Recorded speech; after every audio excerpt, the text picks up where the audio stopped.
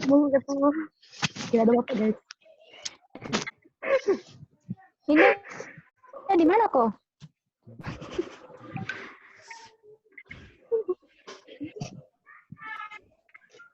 Ya, baik ya.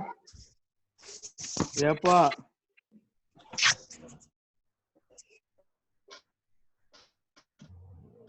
Assalamualaikum warahmatullahi wabarakatuh.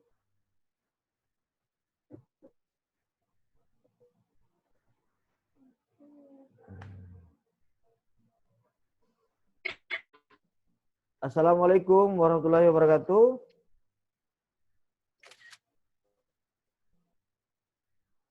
Aduh, mati lagi. Bisa Pak punya ini. Tidak ada bapak. Jaringan. Apa jaringan? Jaringan. Baik, baik. Saya manfaatkan aja waktunya yang ada.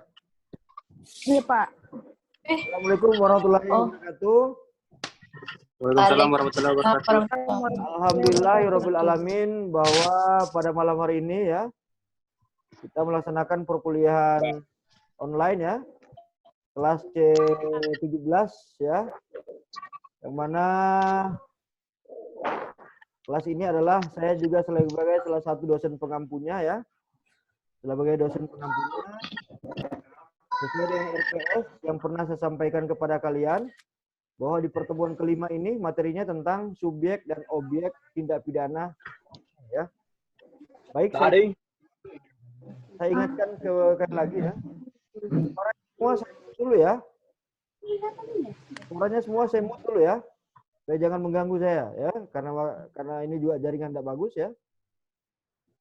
Materinya tentang subjek dan objek tindak pidana korupsi ya. Baik, untuk menuju ke pemahaman tentang subjek dan objek tindak pidana korupsi, maka saya akan mengantar dulu kalian apa sebetulnya subjek tindak pidana itu. Ya kan? Jadi subjek tindak pidana. Nah, menurut KUHP ya, menurut KUHP, subjek tindak pidana itu adalah manusia. Nah, bagaimana menemukan tentang manusia atau dalam bahasa Belandanya Natuurlijke Persoon itu dalam KUHP? Nah, mari kita lihat ya. Mari kita lihat bahwa soal bagaimana menemukan soal manusia itu sebagai subjek tindak pidana dalam KUHP. KUHP itu kan terdiri atas Ibnu Fikri. Ibnu Fikri. Ya, Pak. Buku KUHP itu terdiri atas berapa buku?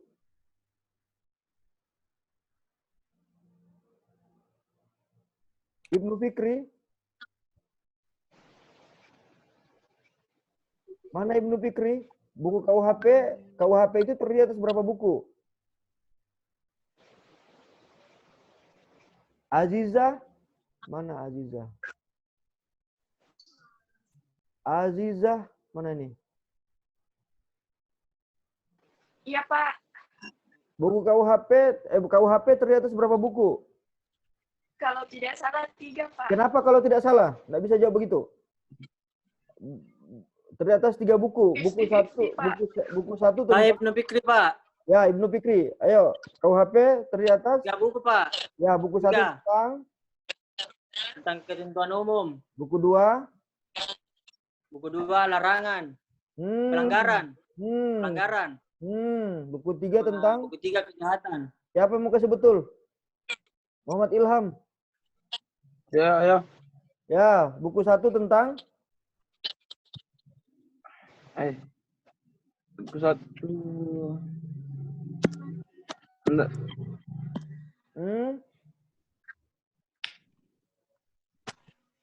Buku 1 tentang ketentuan umum, buku 2 tentang kejahatan, buku 3 tentang Pelanggaran. Ya, udah, kita lanjut ya. Diingat kembali Ya, hal-hal begituan. Nah, kalau kita baca KUHP, pada setiap rumusan pasal yang mengatur tentang tindak pidana, ada frase setiap orang, barang siapa. Itu kan barang siapa yang melakukan, yang mengambil ya, contoh di pasal 362 KUHP. Itu dirumuskan dirumuskan di awal kata, di awal rumusan itu adalah kata barang siapa. Nah, barang siapa itu diartikan sebagai subjek tindak pidana atau orang yang melakukan. Berarti menunjuk orang. Jangan dulu bersuara, ayo. Jangan dulu bersuara. Atau di mute dulu. Karena jaringan juga tidak bagus. Waktunya juga terbatas ya. Di mute dulu. Nah, artinya bahwa subjek tindak pidana dalam rumusan KUHP itu ditemukan pada frase barang siapa. Kalau dilihat struktur bahasanya, barang itu kan kata benda, tapi diartikan itu sebagai manusia. Artinya, subjek tindak pidana itu adalah manusia. Karena tidak mungkin barang siapa, tapi dalam pemahamannya, dalam tafsirannya bahwa barang siapa itu adalah sebagai manusia. Jadi subjek tindak pidana itu dalam KUHP, dalam rumusan frase barang siapa itu adalah manusia. Nah, artinya subjek tindak pidana itu dalam hal perbuatan tindak pidana yang diatur dalam KUHP itulah adalah sebagai pelaku tindak pidana. Jadi contoh dalam pasal 351 tentang penganiayaan. Barang siapa yang melakukan, ya kan? Nah, barang yang melakukan itu adalah pelaku tindak pidana. Dalam pembagiannya, pelaku itu ya dapat ditemukan unsur-unsurnya. Yang pertama adalah unsur sebagai yang melakukan, yang kemudian unsur yang menyuruh melakukan, kemudian unsur yang turut serta melakukan. Nah, ini dalam unsur pertama tadi adalah unsur yang melakukan, unsur yang menyuruh melakukan, kemudian unsur yang turut serta melakukan. Artinya dapat dilihat bahwa ada tindak pidana, ada perbuatan pidana yang dilakukan oleh one man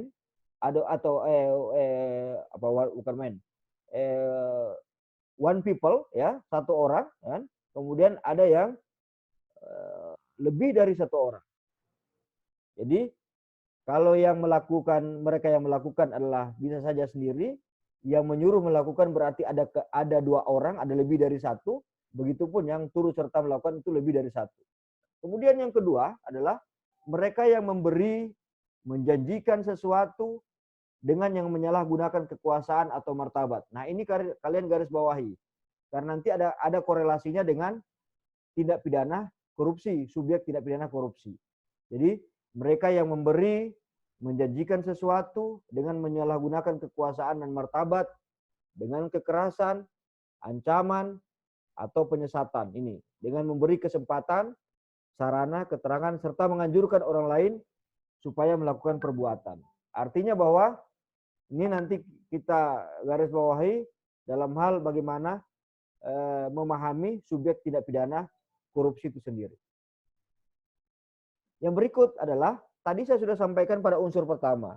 Adanya orang yang melakukan, orang yang turut serta, yang menyuruh melakukan, dan turut serta melakukan. Orang yang melakukan itu dalam bahasa Belandanya adalah daderplegen, yaitu orang yang bertindak sendiri untuk mewujudkan segala maksud suatu tindak pidana. Contoh, si A mau membunuh si B. Nah, kemudian orang tersebut niatnya adalah membunuh si B, kehendaknya adalah membunuh si B. Si A tadi kehendaknya membunuh si B, dan kehendaknya membunuh itu dilakukannya sendiri. Jadi memang perbuatannya itu adalah murni orang yang bertindak sendiri untuk mewujudkan segala. Jadi kan membunuh itu maksudnya kan ingin menghilangkan nyawa orang lain. Maksudnya adalah menghilangkan nyawa orang lain sehingga itu dilakukannya sendiri. Nah, yang kedua, yang menyuruh melakukan atau doerplegen. Ini adalah dilakukan, Doerplegien ini adalah bentuknya lebih dari satu orang, yakni menyuruh melakukan. Jadi bukan pelaku utama. Contoh si A ingin membunuh si B. Kemudian dalam mewujudkan keinginan si A tadi untuk membunuh si B, dia menggunakan tangan si C. Dia menggunakan tangan si C. Dan si C lah ya ini yang kemudian melakukan perbuatan sebagaimana yang disuruhkan oleh si A tadi. Orang yang menyuruh melakukan. Jadi kehendaknya ada pada si A, tapi tindakannya ada pada si C. Jadi kehendaknya ada pada si A dan perbuatannya dilakukan oleh, dan kehendak itu dilakukan oleh si C. Kemudian orang yang turut melakukan atau Medplegien ini melakukan bersama-sama. Ini contoh kalau ada pencuri, ya, contoh pembantu rumah tangga, dia kemudian bekerja sama. Ini bisa saja diartikan seperti itu, ya. Paling sedikit harus ada 2 orang. Contoh dia pintu pagarnya tidak ditutup, dia tidak dikunci, sengaja tidak dikunci. Bisa saja itu, ya. Kemudian menyampaikan bahwa kalau hari ini suaminya ada keluar kota. Nah, bisa saja itu, kan, ada hubungan-hubungan itu. Ini artinya kalau yang pertama itu adalah dilakukan sendiri, yang kedua, ketiga itu adalah dilakukan lebih dari 1 orang. Kemudian subjek tindak pidana ini dalam hal bagaimana memberikan sanksi pidana. Kan sanksi pidana itu kan ada dalam pasal 10 KUHP. Itu ada sanksi pidana pokok dan sanksi pidana tambahan, ya. Dalam memberikan sanksi pidana terhadap subjek tindak pidana, yaitu orang tersebut secara sah dan meyakinkan, harus secara sah dan meyakinkan melakukan suatu tindak pidana. Bagaimana dalam hal melihat secara sah dan meyakinkan? Ini adalah penilaian hakim. Yakin karena hakim dalam memutus perkara itu harus yakin. Yakinnya itu adalah perbuatan si terdakwa tadi itu, perbuatan si yang diduga pelaku itu adalah harus benar-benar sesuai dengan unsur dalam rumusan tindak pidana. Yang kedua, nah ini juga harus dibuktikan merupakan orang yang dapat dipertanggungjawabkan. Ini nanti ada korelasinya dengan materi subjek tindak pidana yang pada materi selanjutnya, ya. Pada slide selanjutnya maksudnya. Ini kalian pahami dari awal sini. Kenapa saya antar ini penting supaya sampai pada pemahaman subjek tindak pidana korupsi. Nah, kemudian ternyata dalam perkembangan ilmu hukum pidana bahwa subjek tindak pidana itu bukan hanya orang saja, tetapi dikenal juga subjeknya itu adalah badan hukum. Nah, badan hukum itu sendiri adalah sekelompok manusia yang mempunyai tujuan tertentu yang dapat menyandang hak dan kewajiban. Nah, ini tidak hanya terbatas pada negara, tetapi juga yang non-negara, atau tidak hanya terbatas pada pemerintah dalam hal badan hukum, tetapi juga non-pemerintah atau pihak swasta. Nah, mari kita lihat badan hukum publik, ya, badan hukum privat. Ini kenapa saya sampaikan ini? Karena ada korelasinya dengan subjek tindak pidana korupsi, ya. Yaitu badan hukum publik, badan didirikan oleh pemerintah. Kalau privat, nah itu non pemerintah. Contoh kalau yang publik ini misalnya provinsi, kabupaten, Bank Indonesia, desa dan lain-lain. Kalau privat ini adalah contoh organisasi, ya. Kemudian koperasi, wakaf, PT, CP. Nah, itu, ya. Yang kemudian contoh yang didirikan oleh orang yang di situ adalah di luar pemerintah. Nah, kemudian sekarang kita masuk pada subjek tindak pidana korupsi. Subjek hukum tadi saya sudah sampaikan adalah orang yang dapat dipertanggungjawabkan sebagai pelaku tindak pidana. Jadi gini, korupsi adalah pidana lex specialis. Artinya korupsi ini adalah tindak pidana khusus. Nah, karena dia tidak pidana khusus, ini dipertegas lagi sebagaimana dengan terbitnya Undang-Undang Nomor 20 Tahun 2001 tentang perubahan Undang-Undang Nomor 31 Tahun 99, yang mana pada pasal 4, pasal 2 dan seterusnya itu, ya, yang awalnya di Undang-Undang Nomor 31 tahun 99 yang masih mengatur bahwa ketentuannya berkaitan dengan Undang-Undang KUHP dengan pasal-pasal di KUHP, namun di Undang-Undang Nomor 20 2001 itu telah melepas, artinya telah berdiri sendiri rumusan pasalnya. Jadi dalam hal bagaimana melihat suatu delik khusus ini tentang tindak pidana korupsi subjeknya, maka untuk menentukan subjek tindak pidana korupsi atau pelaku tindak pidana korupsi, perbuatannya itu adalah perbuatan yang sesuai dengan rumusan pasal pada delik tindak pidana korupsi.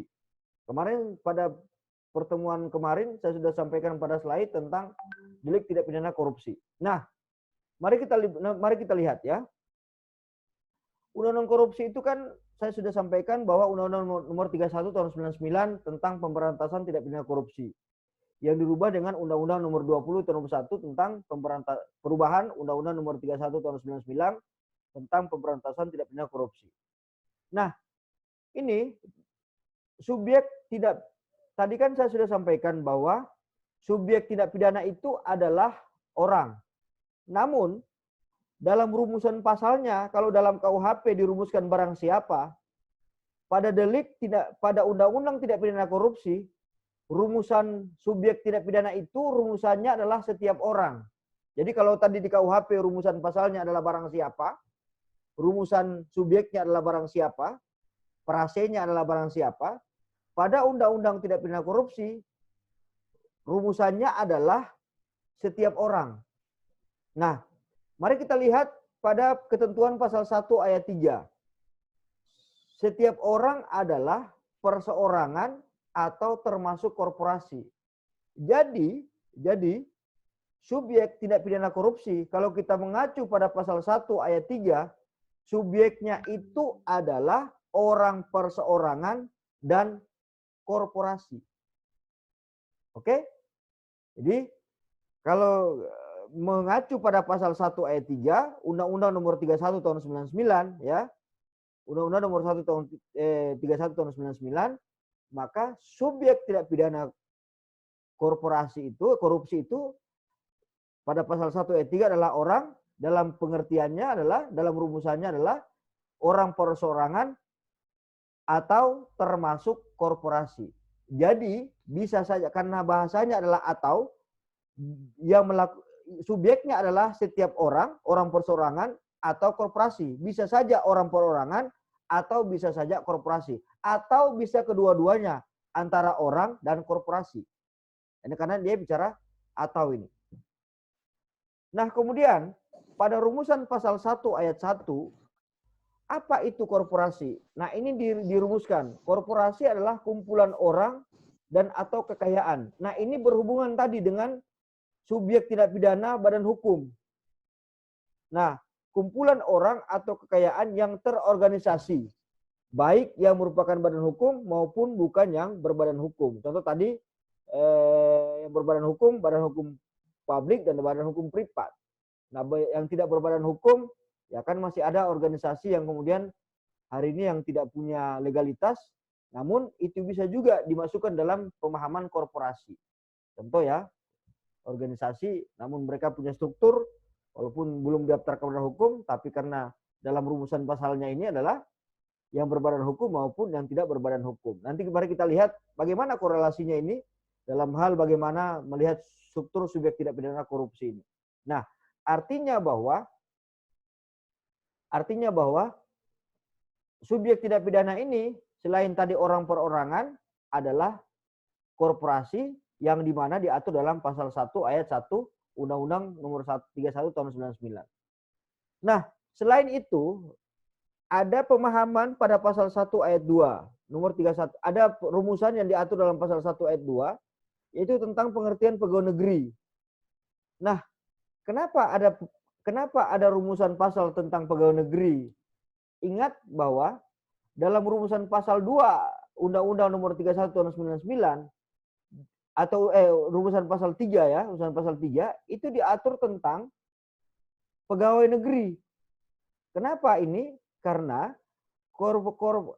korupsi itu adalah kaitannya, nanti kita masuk sebentar pada objeknya, bahwa korupsi itu adalah mengatur tentang melindungi atau mempertahankan keuangan negara dan perekonomian negara. Artinya kalau bicara negara berarti di situ adanya pegawai negeri di situ. Artinya mereka yang punya kewenangan itu adalah pegawai negeri, ya. Mari kita lihat rumusan pasal pegawai negerinya. Dalam pasal 1 ayat 2 tidak hanya pegawai negeri yang berdasarkan pada undang-undang kepegawaian sebagaimana pasal 1 ayat 1 huruf angka 1, namun pada angka 2 juga dalam rumusan pasal KUHP, kemudian dalam rumusan pasal dalam angka 3 yaitu orang yang menerima gaji atau upah dari keuangan negara itu juga masuk dalam rumusan pegawai negeri. Kemudian yang keempat, orang menerima gaji atau upah suatu korporasi yang menerima bantuan atau keuangan negara atau daerah. Jadi mereka yang menerima bantuan dari menerima gaji, tapi gajinya itu berasal dari keuangan negara atau daerah, itu bisa masuk dalam kategori pegawai negeri. Dalam rumusan pasal 1 ayat 2, Undang-Undang Nomor 31 Tahun 99. Kemudian dalam angka 5, orang yang menerima gaji atau upah korporasi yang mempergunakan modal atau fasilitas dari negara. Ini